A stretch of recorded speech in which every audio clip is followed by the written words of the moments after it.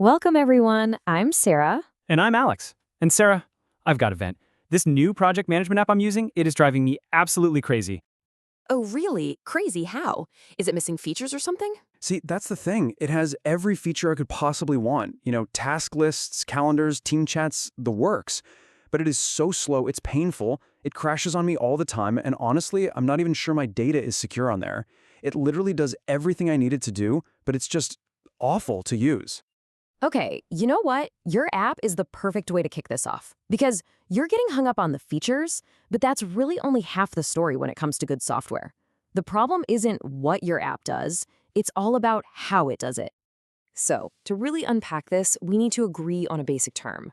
In the world of software, everything starts with a requirement. And all that is just a statement about a service the system needs to provide or a constraint it has to work under.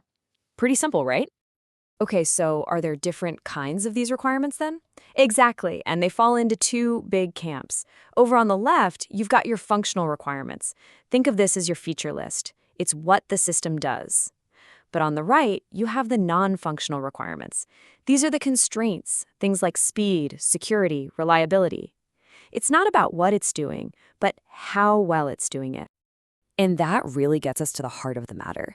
As this quote here points out, these non-functional requirements can actually be more critical than the functional ones, because if they're not met, the whole system might as well be useless. Wow, okay, that's my app to a T.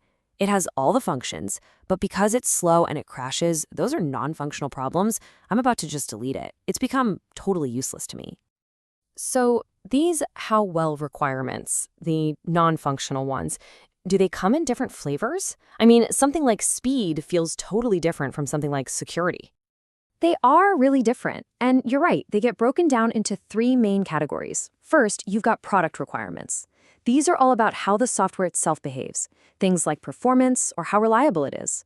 Then you have organizational requirements, which come from the company policy. And finally, you've got external requirements, which are rules imposed from the outside, like laws and regulations. And looking at an example makes this super clear. Let's imagine a healthcare system. A product requirement might be that the system has to be online during business hours. An organizational one could be a policy that says all users have to log in with their official ID card. And an external requirement would be something like HIPAA, a patient privacy law that the system is legally required to follow. Okay, I'm with you on the categories, but I'm still wondering, how does a big idea like the system needs to be secure actually get built into the software? It feels way more complex than just adding another button or a menu. You absolutely hit the nail on the head. It is way more complex. These non-functional requirements, or NFRs, they aren't small tweaks you can add later. They often define the entire blueprint, the architecture of the system from day one. They have to be baked in, not sprinkled on top. And here's exactly how that works.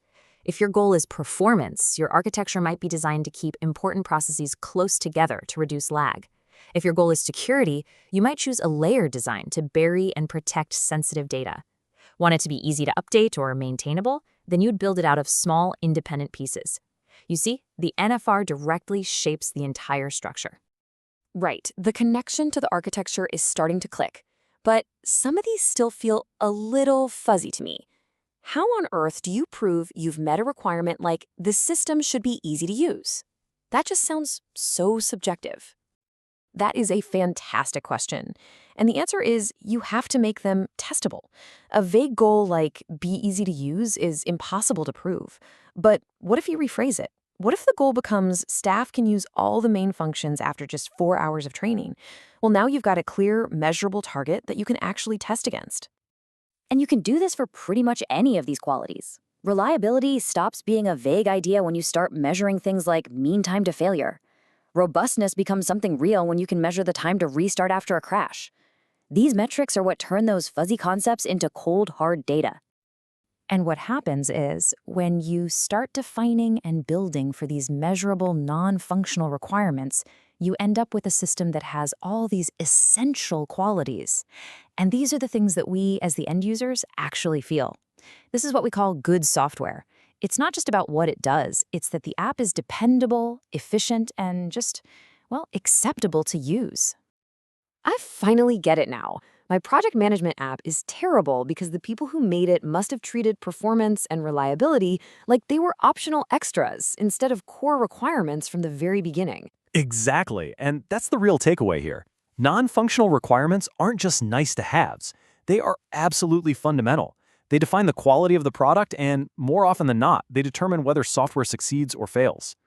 So, we'll leave you all with a question to chew on. Think about your favorite app, the one you use every day.